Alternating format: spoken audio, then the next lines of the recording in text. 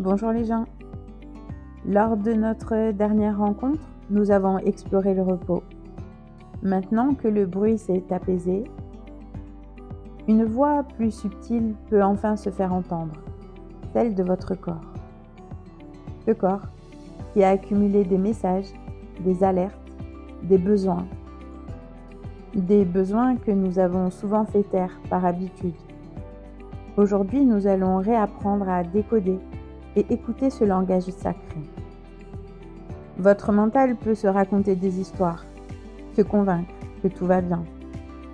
Mais votre corps, lui, ne connaît pas le mensonge social. Cette boule au ventre avant une réunion, cette épaule qui se crispe devant une certaine personne, ce sont des vérités physiques. Apprendre à les écouter, c'est arrêter de lutter contre soi-même. Imaginez votre corps, c'est un véhicule sacré. On ne peut pas demander à une monture d'avancer si on ignore sa soif ou sa fatigue. Se respecter, c'est traiter ses ressentis avec la même dignité que ses pensées. C'est comprendre que chaque symptôme est un appel à la bienveillance envers soi. Apprendre à s'écouter, c'est commencer à traiter son corps comme un véhicule sacré.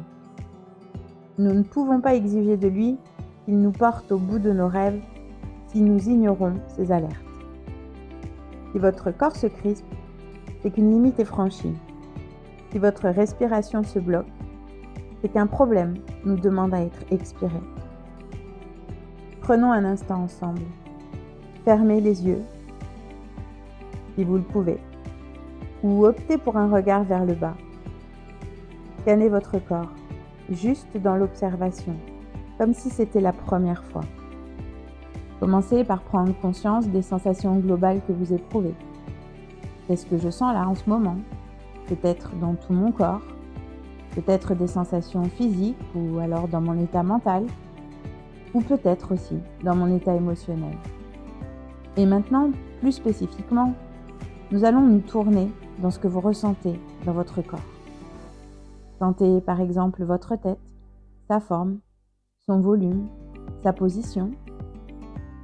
Est-ce qu'elle est plutôt droite, peut-être un peu penchée ou basculée? Attardez-vous à présent sur votre visage. Quelle expression y a-t-il en ce moment? Laissez repérer votre front, sa surface. Est-ce que vous la plissez? Et quelle est la position de vos sourcils? Peut-être avez-vous gardé les yeux ouverts et vous sentez l'air au contact de vos globes oculaires. Ou peut-être vos paupières se sont légèrement abaissées ou fermées. Il est possible que vous sentiez les mouvements de vos paupières. Surtout laissez faire. Contentez-vous d'observer. Si vos paupières sont fermées, remarquez la légère pénombre créée. Et la perception malgré tout des couleurs, de la luminosité. Descendez sur votre nez. Et de la même manière, prêtez attention à ces sensations simples et naturelles de l'air qui entre et ressort de votre nez. Sentez que l'air est un peu frais quand il pénètre et plutôt chaud lorsqu'il ressort. Vous pouvez remarquer la quantité d'air, la fréquence de votre respiration et peut-être aussi des odeurs. Continuez ainsi à explorer votre visage, vos pommettes, vos joues et maintenant la partie basse. Comment sont vos lèvres? Est-ce qu'elles sont entrouvertes, fermées, pincées? Comment est votre mâchoire? Observez également la position de votre langue. Peut-être aussi vous rendre compte de l'humidité dans la bouche et de la salivation. D'ailleurs, si vous avez besoin de déglutir, je vous invite à observer le mouvement que fait la langue à l'intérieur. Toutes sortes de choses naturelles auxquelles habituellement nous ne prêtons pas attention et que je vous invite aujourd'hui au contraire à observer. Revenez à présent sur l'ensemble de votre visage justement. Quelle est son expression? Peut-être a-t-elle changé depuis tout à l'heure? Et puis je vous propose maintenant de ressentir plus globalement l'ensemble de votre corps. Où est-ce que vous ressentez de la tension? Où se loge-t-elle en ce moment cette tension? Plutôt dans vos mâchoires, dans votre plexus, dans votre dos? Aucun jugement, juste reconnaissez cette présence. prendre soin de soi, ce n'est pas seulement s'offrir un massage. C'est oser dire non. Non à ce qui nous épuise.